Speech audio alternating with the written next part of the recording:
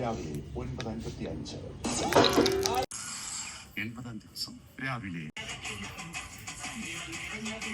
അല്ല അത് വൃത്തിയില്ല വെച്ചവരോട് പറയാം.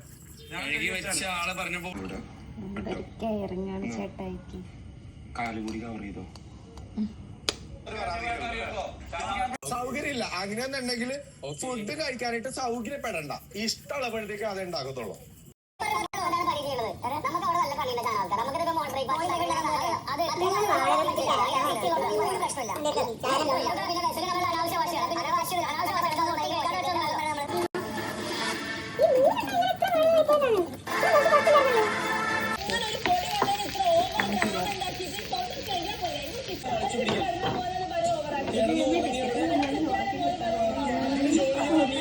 മനസ്സിലായോ?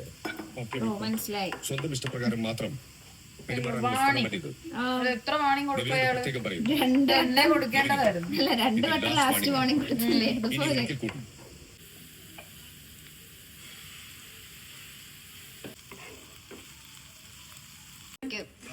നിങ്ങൾക്ക് മനസ്സിലായോ?